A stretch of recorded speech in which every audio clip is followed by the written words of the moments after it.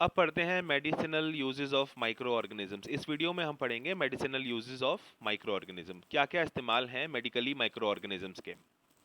जब कभी भी आप बीमार पड़ जाते हैं, आप डॉक्टर के पास जाते हैं और डॉक्टर आपको कुछ एंटीबायोटिक टेबलेट्स देते हैं, या अगर देखें आप तो इंजेक्शंस भी दे सकते हैं, कैप्सूल भी दे सकते हैं। जैसे कि पेनिसिलिन एक एंटीबायोटिक है जिसका इस्तेमाल पहले होता था, अब इस समय नहीं होता है।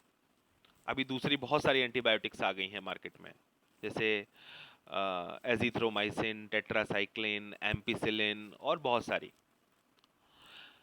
इन एंटीबायोटिक्स का सोर्स क्या है, ये एंटीबायोटिक्स आती कहाँ से हैं? तो आंसर है micro organisms. Micro organisms antibiotics बनाने में हमारी हेल्प करते हैं।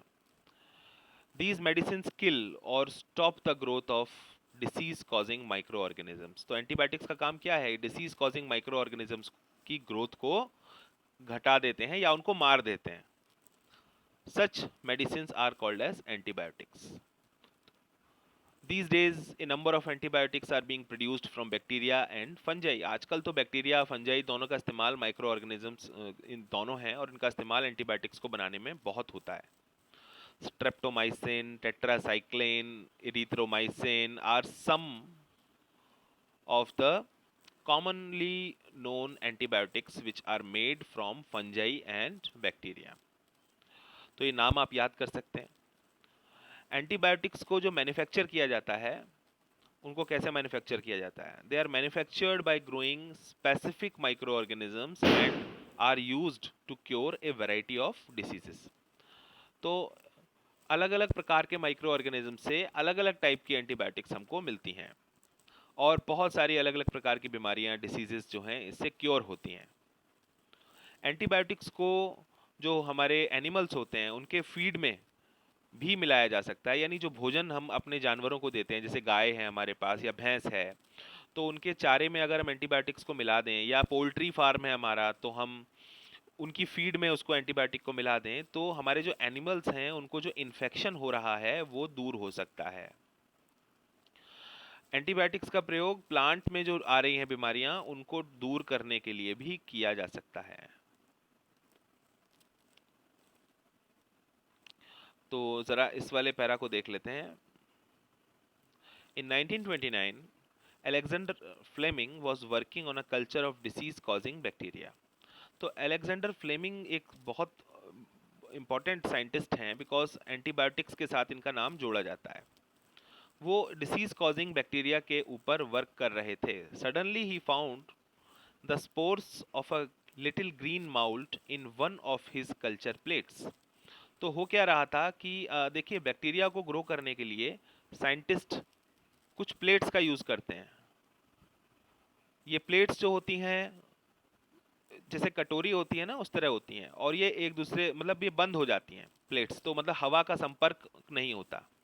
तो हुआ ये कि वो बैक्टीरिया के ऊपर काम कर रहे थे। अब उन्होंने क्या देखा कि पहले क्या था, देखिए पहले मैं आपको बताता हूँ। सपोज ये बैक्टीरिया की कॉलोनी थी, बैक्टीरिया ग्रो हुआ था, ये येलो कलर का मैं बैक्टीरिया बना रहा हूँ, हमारी प्लेट पर बैक्टीरिया था।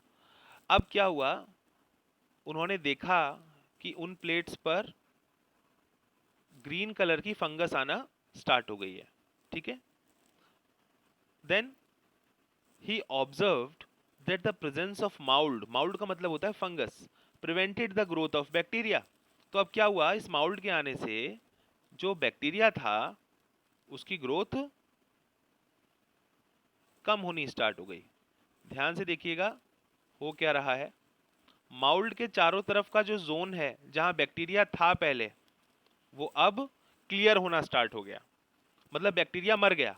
जहां जहां वो ग्रीन माउल्ड था, उस ग्रीन माउल्ड के आसपास का जो जोन है वो क्लियर हो गया और बैक्टीरिया मारा गया। इसका मतलब उस माउल्ड ने कुछ ना कुछ ऐसा रिलीज किया था। In fact it also killed many of these bacteria from this mold penicillin was prepared। तो अब इसका मतलब ये है कि वो जो माउल्ड है उसने कुछ ऐसे केमिकल्स रिलीज किए थे जिन्होंने उन बैक्टीरिया को मारने में मदद की। तो उस को आपने क्या कहा, उसको हमने कहा एंटीबायोटिक। ठीक है, अब उस माउल्ड का आप नाम नोट कर लीजिए। माउल्ड यानी फंगस। वो कौन सी फंगस थी जिस पर फ्लेमिंग जिसका हेल्प लेकर के फ्लेमिंग ने एंटीबायोटिक डेवलप की, तो उसका नाम है पेनिसिलियम नोटेटम। पेनिसिलियम नोटेटम जो है ये पेनिसिलियम नोटेटम, तो ये क्या है? माउल्ड यानी फंगस। और इस माउल्ड से हमें कौन सी एंटीबायोटिक मिली? इससे हमको एंटीबायोटिक मिली पेनिसिलिन, जो कि सबसे पहली एंटीबायोटिक है जो खोजी गई थी। तो यहाँ पे आपने देखा एक्सीडेंटली कैसे एक बहुत बड़ी डिस्कवरी हो गई है ना एंटीबायोटिक्स की, कि एंटीबायोटिक्स होती हैं, और फिर उसका इस्तेमाल धीरे धीरे करना हमने स्टार्ट कर दिया। It is important to remember that antibiotics should be taken only on the advice of a qualified doctor. तो एक क्वालिफाइड डॉक्टर की एडवाइस पर ही आप एंटीबायोटिक लें। Also you must complete the course prescribed by doctor. तो और ये ध्यान रखिए कि जो डॉक्टर आपको कहता है कि 5 दिन का कोर्स करना है एंटीबायोटिक का, तो 5 दिन का ही करना है, उससे पहले आपको एंटीबायोटिक बंद नहीं करनी है। Because if you take antibiotics when not needed or in wrong doses, it may make the drug less effective when you might need it in future. तो अगर आप कोर्स पूरा नहीं करते हैं तो आगे चल के आपकी बॉडी को अगर अगेन दोबारा ज़रूरत पड़ेगी उस एंटीबायोटिक की, तो वो हो सकता है इतना इफेक्टिव ना हो पाए।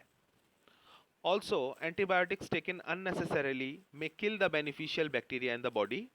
तो अगर बिना बात हम एंटीबायोटिक्स ले रहे हैं, चाहे हमें ज़रूरत नहीं है, या हमें हल्का सा फीवर आया और हमने एकदम एंटीबायोटिक खानी स्टार्ट कर दी बिना डॉक्टर की कंसल्टेशन के, तो जो हमारी बॉडी के अंदर बेनिफिशियल बैक्टीरिया हैं उनकी डेथ होने के चांसेस बढ़ जाते हैं, और इससे हमें नुकसान होता है क्योंकि वो बेनिफिशियल बैक्टीरिया थे, फ़ायदेमंद थे हमारे लिए।